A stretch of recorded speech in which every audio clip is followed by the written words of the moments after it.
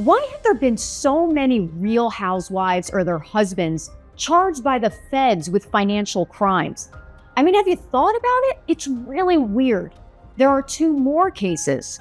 You're going to hear from a man who knows the federal system from the inside out.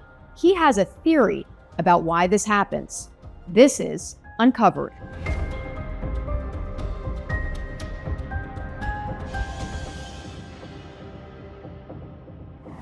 Real Housewives of Potomac stars Wendy Osefo and her husband Eddie are being charged by the feds with essentially insurance fraud. They say back in 2024, someone broke into their house while they were on vacation and stole a whole bunch of luxury items. The problem is, investigators say they found that the couple had actually returned some of these allegedly stolen items to a store a few days later. Wendy Osefo had also said that her wedding ring had been stolen and insurance had given her a whole bunch of money to make up for that loss. Well, investigators say they went on social media and they found pictures of Wendy Osefo wearing her wedding ring. The two of them are now facing serious financial crime charges by the feds. Their attorneys have fired back saying, wait a second. That first burglary, the police did not investigate that properly, and they believe they dealt with the investigation unfairly, almost like they were trying to target the Osefos.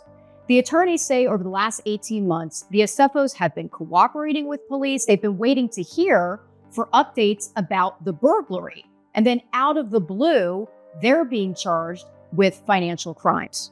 Here to help us sort through this is Joseph DiGregorio. He's a federal sentencing strategist. Essentially what that means is he helps people navigate when they're being prosecuted by the feds. So Joseph, the statement from the Osefos' attorneys say that they're going to go to trial, that they believe strongly enough in their innocence here.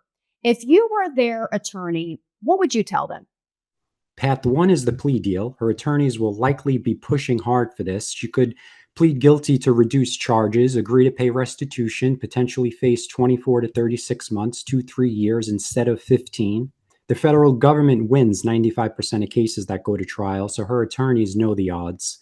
And path two is trial. If she believes she's 100% innocent or wants to fight, we're looking at trial in early to mid 2026, followed by sentencing if convicted. But here's what most people don't understand. When you go to trial and lose, judges often give you more time than if you take in the plea deal. It's called trial penalty, and it's completely legal. My prediction is she's going to take a plea deal within the next 3 to 6 months. The pressure of living in this uncertainty with 3 young children, watching her husband also face charges, it's unsustainable, and federal prosecutors know exactly how to exploit that pressure.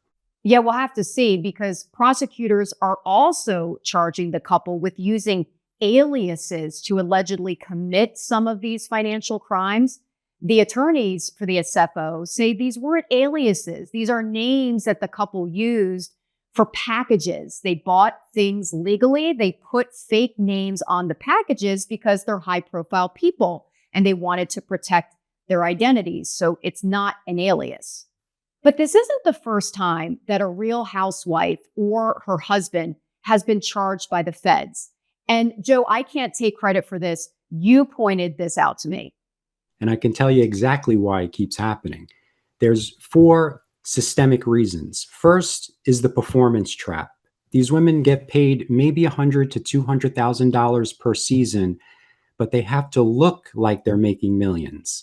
Every scene requires a designer everything, and the pressure to maintain that illusion on a salary that can't afford it, that's where fraud begins. And second is the public evidence problem. Wendy Osefo handed federal prosecutors their case on a silver platter. She's wearing the stolen jewelry on Instagram.